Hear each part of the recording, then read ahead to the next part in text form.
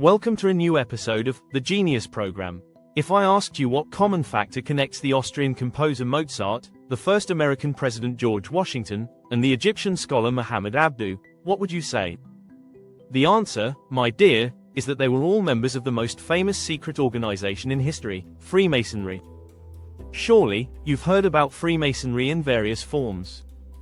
It might just seem like a secret, worldwide brotherhood with strange symbols and ideas, often seen as the controllers of world events, or even the masterminds behind chaos, trying to take over governments. And yes, you might also have heard that they control things from the shadows. Now, my dear, when we talk about Freemasonry, we're discussing one of the most controversial groups in history. Let me walk you through the beginnings of Freemasonry. The first hints of it emerged during the late Gothic period, which spanned from the 13th to the 16th century.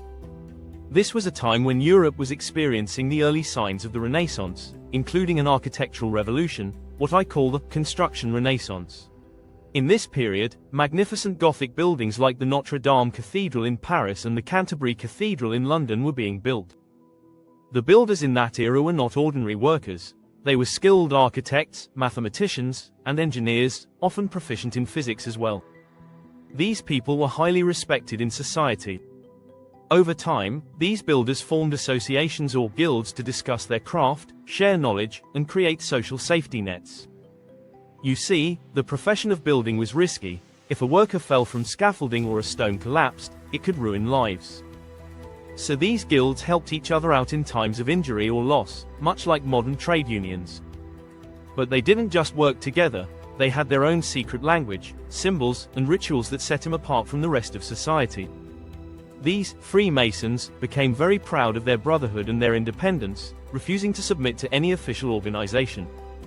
Over time, as the Gothic period ended and many builders left the profession, these guilds began accepting honorary members, people who weren't builders but who wanted to join for social status. By the 16th century, Freemasonry was no longer just about construction but had become a place for intellectuals and influential people to meet and discuss ideas. With the rise of the Enlightenment in the 18th century, Freemasonry evolved further, embracing ideas like freedom of thought, equality, and justice. It became a symbol of the fight against religious and political authority, particularly in countries like France and England. Many prominent figures, including monarchs and intellectuals, became Freemasons, seeing it as a way to promote progress and social unity. However, as the organization grew, so did suspicions about its secrecy.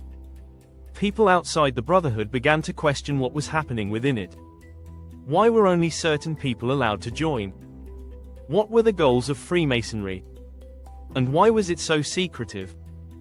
By the 18th century, Freemasonry had spread across Europe and even to America, where it played a role in the American Revolution and the drafting of the US Constitution.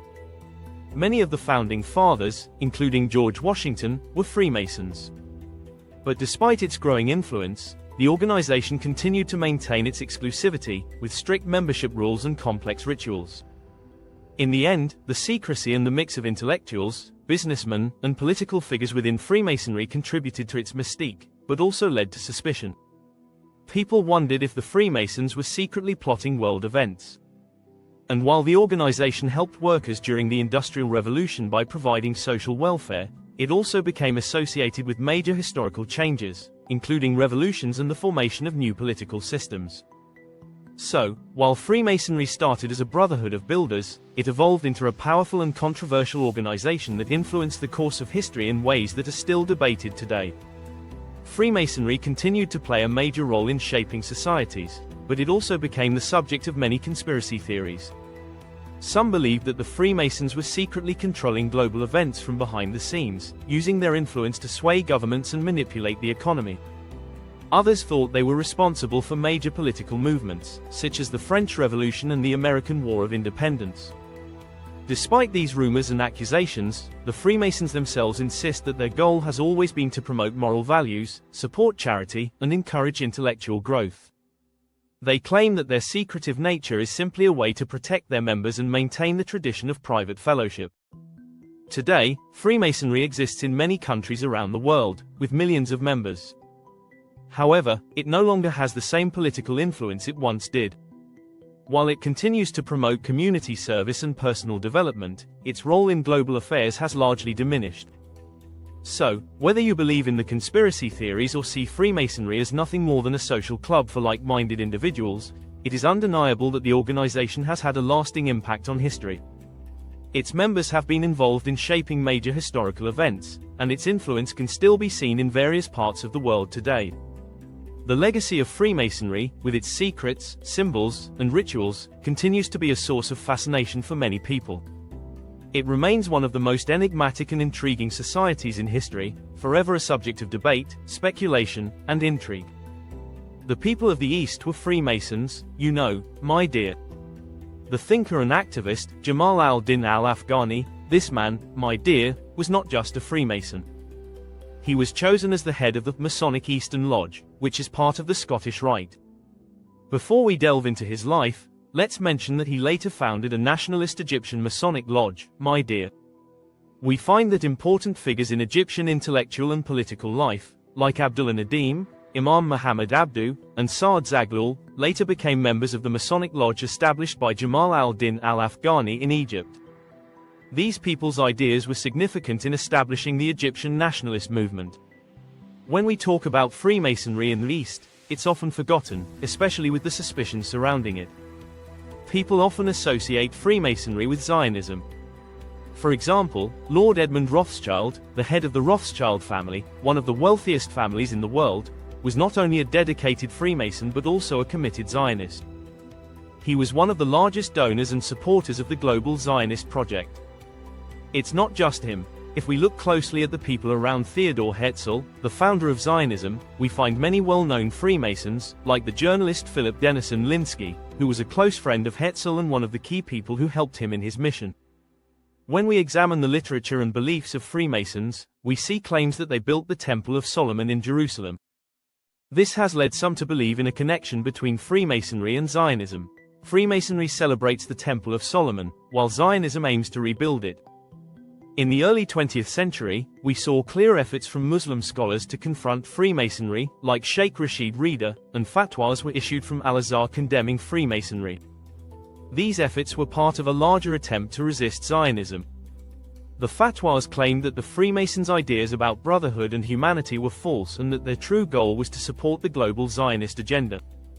They also stated that there were suspicious connections between Zionism and Freemasonry. This opposition, my dear, was not only based on ideological reasons. Sometimes, it took a political form. People were suspicious of Freemasonry, especially in America. In 1826, a famous incident occurred that led to widespread opposition to Freemasonry. A man named William Morgan publicly announced that he was leaving the Freemasons and would write a book revealing their secrets. He then mysteriously disappeared, and his body was found drowned in a river near the Canadian border. This frightening incident rallied people, and large groups of anti-Masonic activists formed in North America. This movement grew, eventually leading to the formation of a political party against Freemasonry.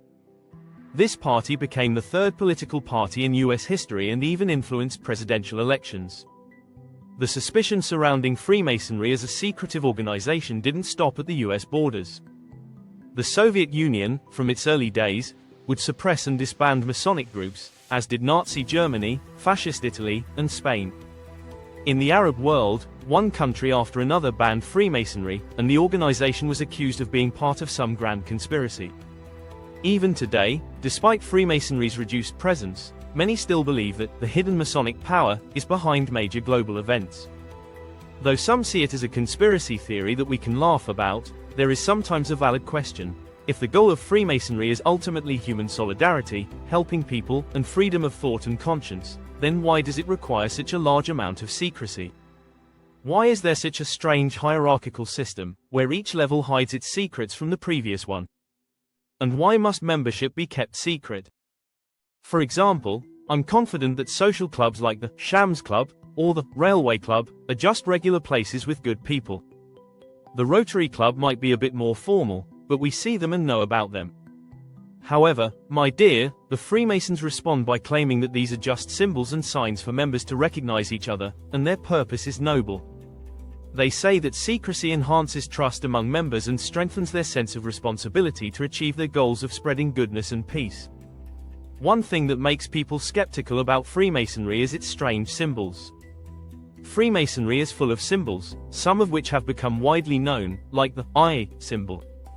Freemasons say it represents the eye of God, which sees everything, while critics claim it's a symbol of Satan, the evil eye, intending to control everything. The fact that we see this eye symbol on US dollar bills has led many to believe that Freemasons have enormous influence, even forcing their symbol onto the US currency.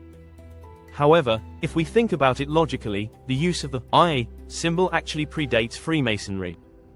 Over time, Freemasonry and its influence have waned, as have its prominence in society and in people's minds.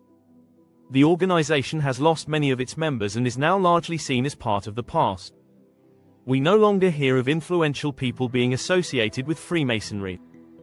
Today, my dear, they mostly stay out of the spotlight. Although Freemasonry has declined, there are still Masonic lodges, especially in the United States, where they claim to have around 4 million members. This decline isn't necessarily because it's been exposed, or because people like Tawfiq Okasha have uncovered the conspiracies, but simply because times have changed. Jessica Harold Jacobs, a professor of history at Florida University, who studied Freemasonry, says that with the development of communication methods and the change in the way people relate to each other, there is no longer any pressing need for secret societies. This is not only true for Freemasons but also for those joining church organizations and labor unions. All of these groups have seen a decline in membership due to the new global communication era. John Dickey, in his book, How Freemasons Made the Modern World, argues that the idea of secret organizations with hidden missions was something that drew people's attention in the past. But now, in the age of Google and social media, everything is accessible within minutes. The allure of secrecy has faded because, to maintain its appeal, people need to believe that it's truly a secret. The fame of Freemasonry, despite all the conspiracy theories, has only made it more well known. If you think of Freemasonry as a secret society aiming to control the world, it's probably the most unsuccessful organization in achieving its goals because it has become the most famous secret society in the world. Even with all the opinions that view Freemasonry as a thing of the past, a joke, it still has a strong presence. Its followers have been involved in political struggles, scientific debates, and industrial revolutions. Throughout all these moments, Freemasonry has served the needs of its members, and it may have been exposed simply because we live in an era of advanced communications. Perhaps its continued existence in this advanced age is because it addresses a new need that has emerged for people. For the first time in human history, people are aware of so many things. Freemasonry gives them a sense of mystery in a time when most things are clear and known. According to a study conducted in 2022, people enjoy the mystery of conspiracy theories. They feel special because they see a conspiracy that everyone else is fooled by, giving them a sense of control. In the modern world, where everything is exposed, Freemasonry still offers people a unique experience. In the modern world, where everything is exposed, Freemasonry still offers people a unique experience. People seek something different, and if you, my dear, are looking for something out of the ordinary, I recommend you look at the past and future cases. Check the sources, and we can join discussions on platforms like YouTube. Despite the decline in Freemasonry's popularity, it still attracts people with its mysterious symbols, strange rituals, and secretive nature. It continues to provide a sense of belonging and intrigue, especially in an age where most things are laid bare. Even if Freemasonry's power has waned, it remains a potent symbol of a different time, a time when secrecy and mystery held much more weight. Freemasonry may have evolved and adapted, but its core appeal, creating a community bound by secrets and shared beliefs, remains attractive to many. It's a reflection of human curiosity and the ongoing search for meaning in a world that often feels too transparent. Despite all the mockery and skepticism, Freemasonry endures, not because it's necessarily plotting behind the scenes, but because it fulfills an enduring human desire for mystery, brotherhood, and belonging in a world that increasingly strips away these layers.